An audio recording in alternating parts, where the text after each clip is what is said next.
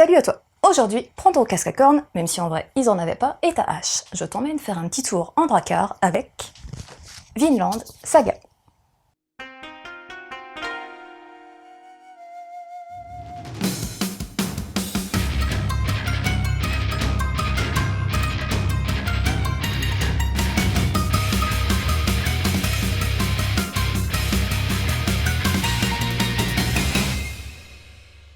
On suit les aventures de Thorfinn, originaire d'Islande, qui est un grand guerrier viking. Grand guerrier dans le sens il sait se battre, sinon il a plutôt une allure chétive et il est assez jeune. Il a 17 ans. Il est froid, solitaire et fait partie de l'armée d'Askeladd. Pourtant, Thorfinn souhaite se venger d'Askeladd. Mais comme la plupart des vikings, Thorfinn a son honneur à respecter. Sa vengeance attendra donc un duel d'homme à homme. Thorfinn souhaite donc se venger. Pourquoi, me diras-tu? Eh bien parce que Askeladd a tué son père devant ses yeux d'enfant. Thorfinn rêve depuis qu'il est haut comme 3 pommes de devenir un grand guerrier, mais son père, Thor, ne souhaitait pas spécialement qu'il l'accompagne. On apprend au passage que Thor était autrefois un grand guerrier, mais qu'il avait désormais choisi une autre voie. Thorfinn va à l'insu de son père le suivre, et c'est là que le drame arriva. Depuis, Thorfinn n'a que ce but en tête, tuer Askeladd par vengeance. Et telle une machine, il enchaîne les combats en attendant ce moment fatidique. Thorfinn arrivera-t-il à se venger? Arrivera-t-il à se détacher de son passé? Une grande épopée commence.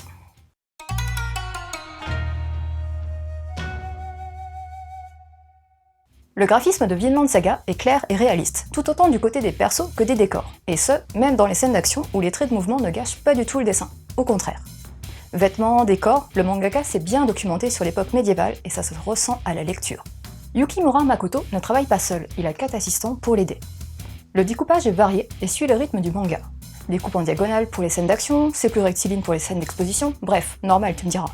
Mais c'est très bien rythmé et tu seras rapidement pris dans l'histoire. Quelques notes historiques sont disséminées dans le volume quand c'est nécessaire. Et tu vas trouver des petits bonus à la fin de l'ouvrage, le plan d'une maison viking, des petits sketchs et une carte pour suivre le voyage de Thorfinn, ce qui sera bien utile pour la suite des tomes. Petit bémol, les onomatopées japonaises ont disparu au profit de leur traduction.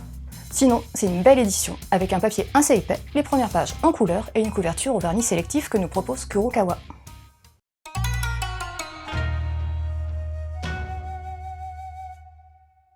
Yukimura Makoto a commencé sa carrière à l'âge de 20 ans, en tant qu'assistant de mangaka. C'est au début des années 2000 que sa première série personnelle paraît. Il s'agit de Planet, un seinen de science-fiction qui a connu un fort succès au Japon comme en France. Il a écrit et dessiné un one-shot et a été le scénariste d'une petite série de mangas, spin-off parodique de Vinland Saga justement. Des mangas pas encore parus en France. Il se concentre depuis 2005 sur Vinland Saga, cette grande aventure qui est toujours en cours de parution. Le monde des Vikings est pour le moment peu présent dans les mangas. Yukimura Makoto nous offre donc un manga innovant en nous présentant cette partie de l'histoire médiévale. Je n'ai pas dit innovant dans le thème, hein, car bien sûr la vengeance, la rédemption sont bien présentes dans plein d'autres mangas, mais pas chez les Vikings. Le mangaka mêle personnages et événements historiques à son récit fictionnel. Tu vas suivre Thorfinn dans sa quête de vengeance. En suivant le personnage, tu te demanderas s'il va réussir à se venger, mais du coup tu peux aussi te demander si ça va pas rapidement tourner en rond avec ce perso qui est légèrement monomaniaque de la vengeance. Eh ben non, pas du tout. C'est là le talent de l'auteur. Il va savoir diriger le récit avec une grande habileté. Parsemé de flashbacks, le récit saura rapidement immerger. Faut vraiment pas s'arrêter au premier tome où là effectivement c'est le point de départ, l'histoire de vengeance est bien mise au premier plan, mais le personnage de Thorfinn évolue grandement au fil des tomes suivants, et les autres persos sont loin d'être mis au second plan. L'évolution psychologique et physique des persos est très bien retranscrite.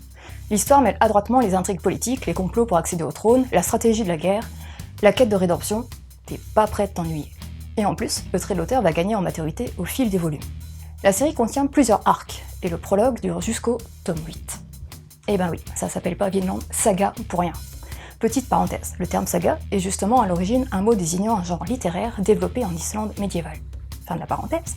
Le prologue est un arc centré sur la quête de vengeance de Thorfinn avant un grand basculement. Je peux pas trop t'en dire plus, il faut le découvrir par toi-même. Et je te disais que Vinland Saga était une fiction basée sur des faits historiques. Par exemple, Thorfinn côtoie depuis son plus jeune âge Leif Erkinsson, qui est un perso historique et qui serait le premier Européen à avoir découvert l'Amérique du Nord, et l'aurait nommé, tu peux le deviner, Vinland. Voilà, faut vraiment que tu ailles lire ça. Maintenant, quelques conseils. Kenshin le vagabond, où tu suivras les aventures d'un ancien assassin devenu vagabond et qui ne désire plus tuer. Quelques similitudes donc avec Thor et son fils Thorfinn de Vinland Saga. Ensuite, Northlanders de Brian Wood, un comics qui regroupe pas mal d'histoires fictionnelles à différentes périodes clés de l'histoire des Vikings. Et Vikings, la série télévisée, où tu suivras les périples de Ragnar, qui changera le destin des Vikings en montant une expédition vers les terres de l'Ouest. Chronologiquement, ça se passe avant Vinland Saga, au moins jusqu'à la saison 5. Voilà, c'était Flo. J'espère que cette chronique t'aura donné envie de partir à l'aventure avec Thorfinn en plongeant dans les pages de Vinland Saga. Allez, bonne lecture et continue de suivre la voie du manga.